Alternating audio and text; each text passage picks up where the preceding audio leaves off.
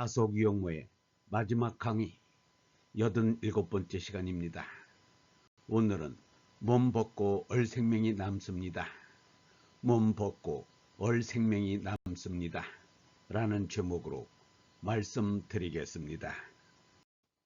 17장 몸 벗고 얼 생명이 남습니다. 죽음 강의 2. 죽어 썩어지고 마는 몸은 갖다 치우든지 땅에 묻든지 해야 합니다.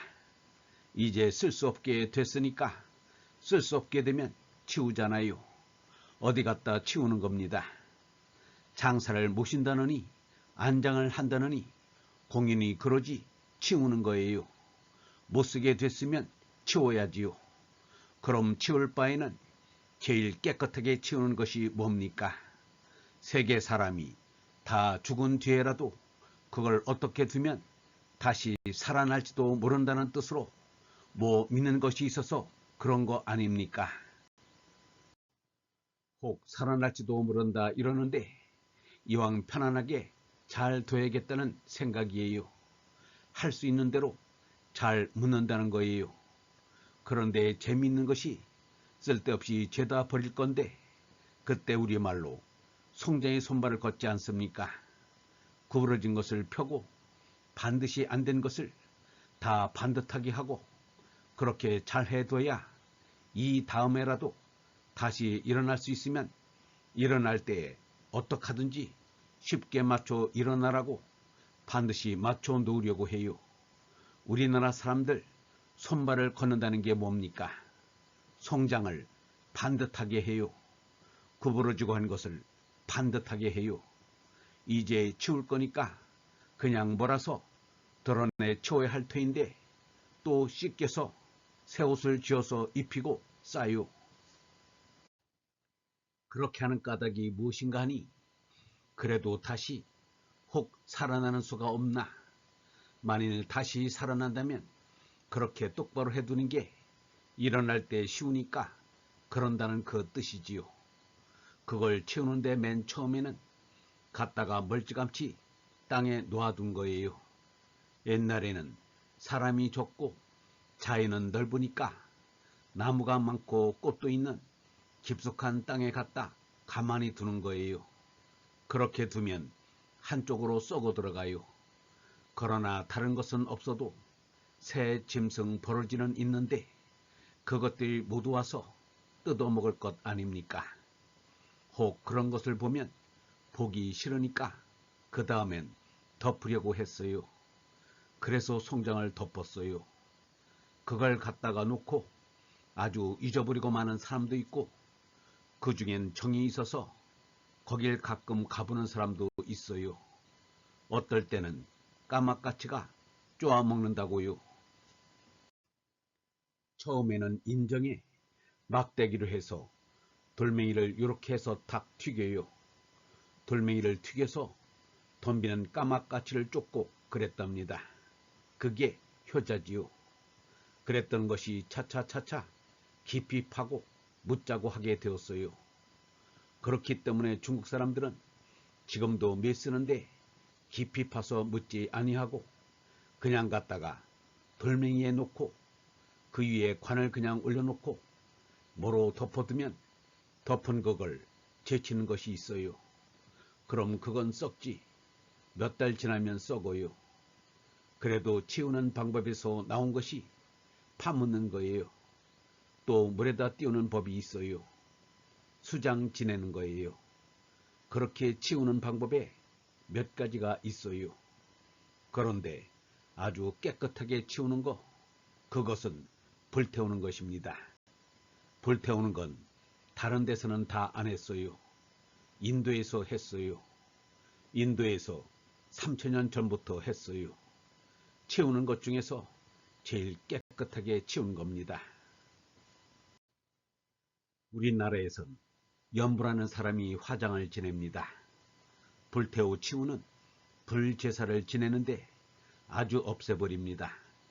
태운 죄도 물에 갖다 띄우기도 하고 가루를 만들어서 바람에 뿌리기도 해서 그렇게 아주 안 보이게 하는 겁니다.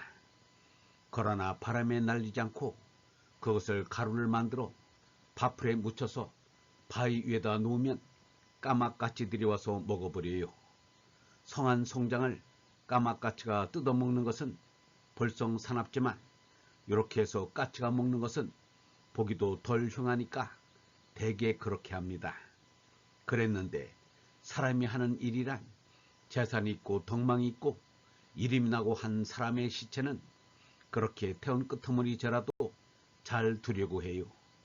돌로 잘 만들어서 그 속에다 타지 않고 남은 그것을 넣어두어요. 이제 그게 있고 보니까 보통 사람도 재산이 있으면 날리든지 까치를 먹이든지 물에 띄우든지 그러질 않고 또 그걸 그렇게 해서 탑을 만들고 그 속에다 넣어두어요. 그런데 정성으로는 좋을지 모르지만 그것도 귀찮습니다.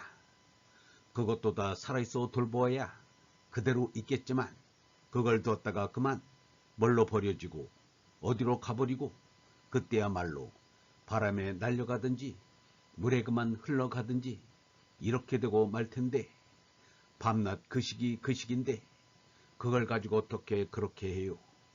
우리나라 사람들은 대개는 죄다 그렇게 해서는 바람에 날리든지 밥풀에 묻혀 놓아서 까막까치가 먹든지 대부분 그러고 말았어요.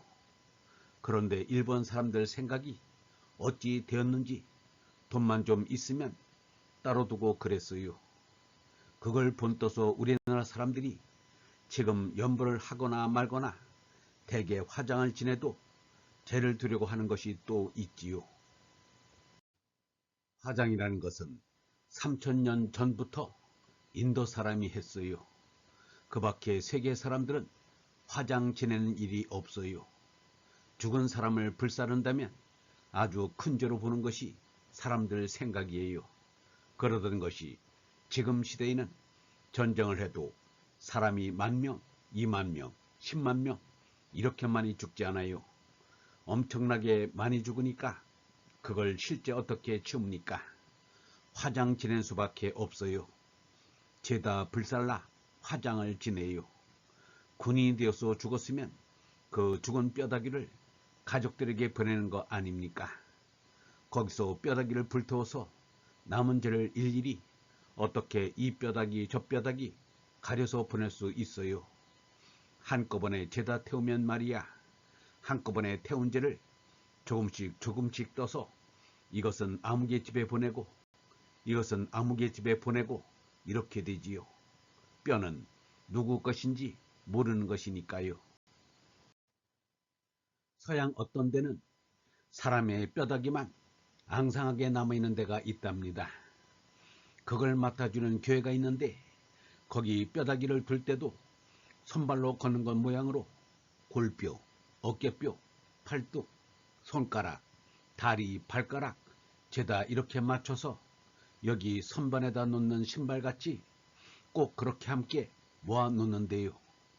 그건 역시 만일 부활한다면 그렇게 정돈에 모아둔 것이 포로로 포로로 일어나서 아주 쉽게 들어맞아서 딱 일어설지도 모르지요. 사람의 생각이란 늘 그런 거예요. 나는 화장 지내는 것이 시원한데 그렇게 모아 죄라도 남겨놓는 그거 싫어요. 그러면 또 뭘 합니까? 우리가 무엇을 알아야 하는가 하면 이 몸이 결코 내가 아닙니다. 이 몸이 내가 아니에요. 이 몸을 나라고 할 까닭이 어디 있어요. 언제부터 이게 나입니까? 입었다가 벗어버리는 거예요. 그리고 어머니 아버지가 어떡합니까?